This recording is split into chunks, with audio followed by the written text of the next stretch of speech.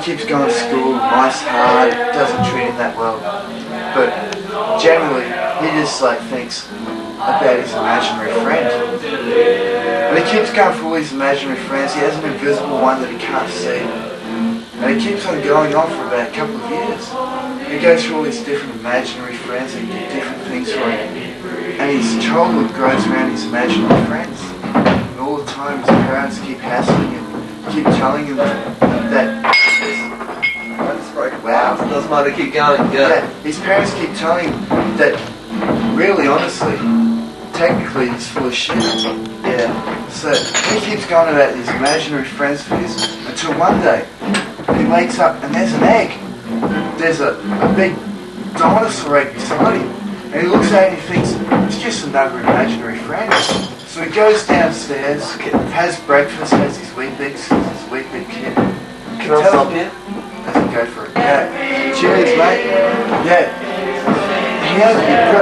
He wakes up and there's this purple egg with white polka dots on it. And he just thinks that's beginning a new imaginary friend. But as far as he was concerned, he was wrong. And he didn't know what he was about to enter into. So he goes down to his parents, his little kid would, and starts telling them about his imaginary friend. And as usual, as normal parents would, they just tell him that he's wrong and that he should just wake up to himself and get into crappy subjects like maths and science. But after a while, this egg starts to hatch, like every imaginary friend should. Hatches out as a strange alien, where before in the past his imaginary friends were only strange humans as Indians and cowboys and that. But it's just like little alien runs around and starts telling him secrets about another world, another place, and it starts to grow older, and he starts to grow older. By the time he's about 15, his imaginary friend has honestly become full on, a really tall giant. Yeah. And he still tells his parents and he still tells his friends about his no one else can see it. No one else can see it. Right. But he still tells his friends that he's got this imaginary friend. Yeah. And they just laugh at him and chuck off at him. But his imaginary friend, all the time, is always with him. Always tells him what the answers are for maths. Always tells him the answers to strange things in life that we can never work out. Oh, you're a fucking legend.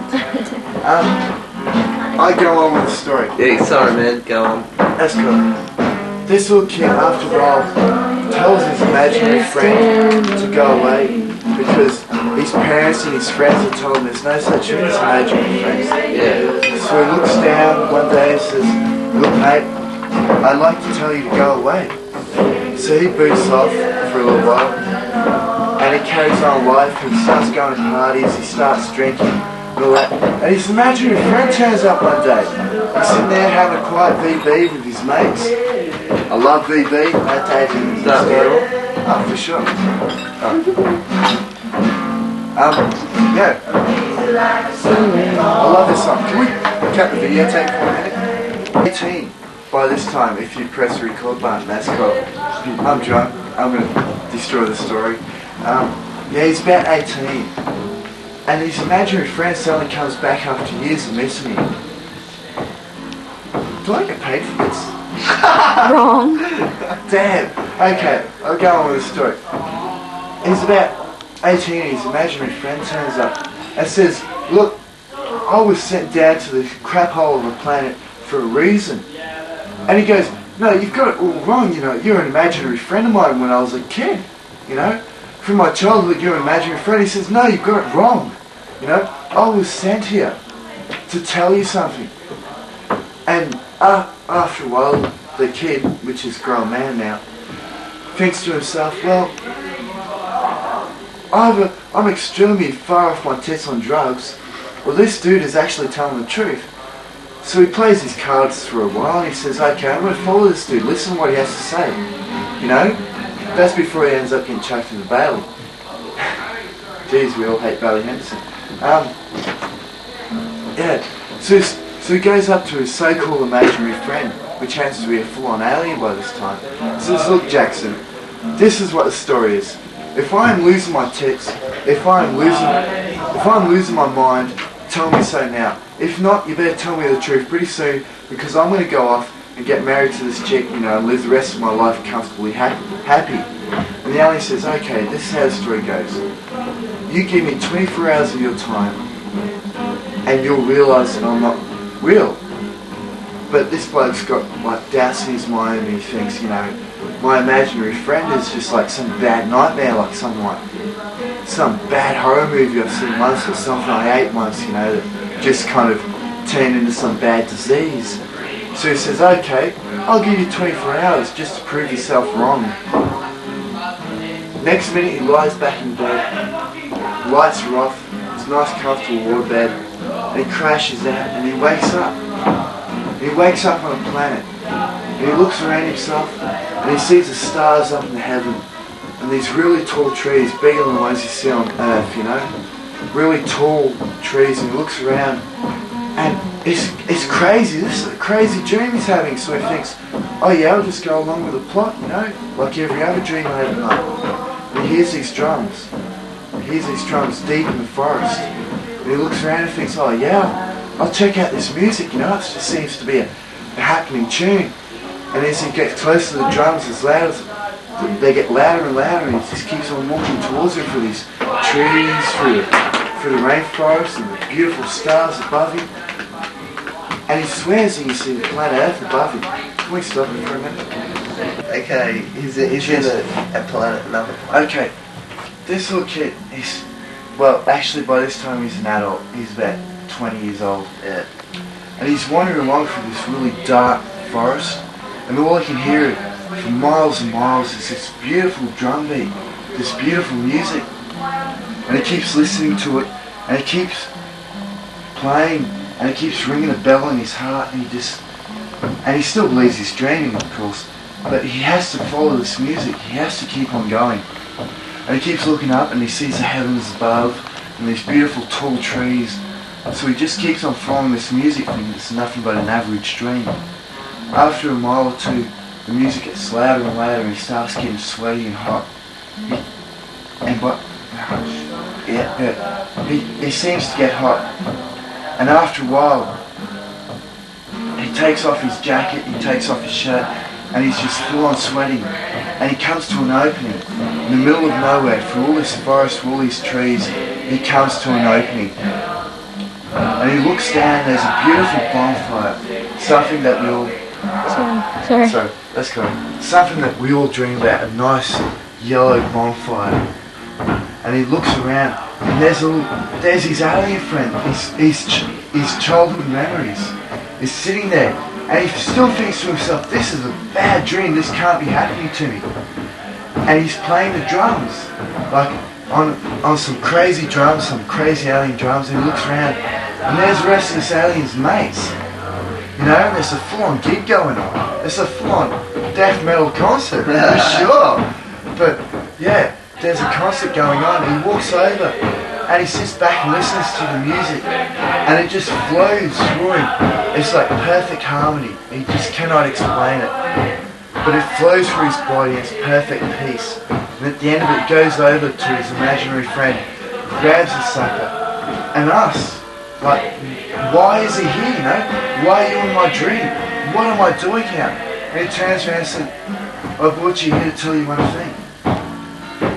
I'll tell you what the true meaning of life is. We had a planet once, and it was destroyed because of pollution. Now, luckily, we found another one. And all the so-called, what's the word? So all the so-called bastards that tore up the planet and cut it down and screwed up the environment aren't here no more because we killed them years ago. So the alien told the dude, and he goes, yeah, that's pretty cool, you know, but it's still a dream, I think. And he goes, look man, we've been on this planet for the last 100 years. And it's been beautiful green forests, it's been beautiful grass, pure water that you can drink as much as you want, knowing that you never get sick. Everybody loves each other. But we learnt from our past that destroying our planet for greed is not the way. And now I was one of the alien said, now luckily I was one of the one of the few lucky enough to go down to Earth and tell the people of the Earth that they were destroying their own planet. I mean, he carried on, which we all know. Just look at the planet these days. I mean, we're screwing up the oxygen, we're killing all the fish. You eat a prawn, you know, I guarantee you're going to drop dead or something because it's got that much crap in it. You know, you can't eat seafood, you can't eat the food in the lakes, it's got poison on it. You can't breathe the air because you choke to death, you know. But luckily, slowly but surely, we're all going to die. And that was the alien's message. And then suddenly, this bloke wakes up. He wakes up at home and he looks around in a cold sweat. And he goes, man, that was a bad dream I had. And he goes downstairs and he sees his dad at breakfast. And he goes over, gets out his breakfast and leans over the table and says, look, Dad, I had this dream and I don't know what it's about.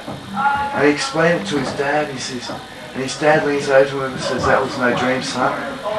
Same thing happened to me when I was a kid. I ended up with an egg. It hatched and I had some environmental alien telling me what life was about. And that young bloke realised to himself it wasn't a dream. It wasn't no bullshit story that was told to him. But it was a real thing that had been happening in his family for the last 100 years. And after a while he had a son. And his son said, Daddy, I've got an imaginary egg. And he just turned around knowing what the story was and said, okay son, have fun. But when that happened to him, when his son was born, when the egg turned up, he realised that it wasn't a joke. It wasn't a bad nightmare. He realised that he had to turn around and try to explain to the rest of Earth, to the rest of the human race, that if we don't stop cutting down the trees, screwing up our planet, we're as good as suckers, you know?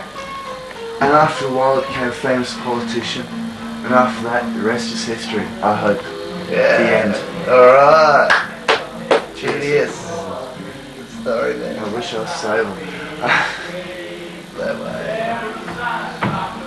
Cool story, man. What do you think? Good, man. Yeah. That's cool.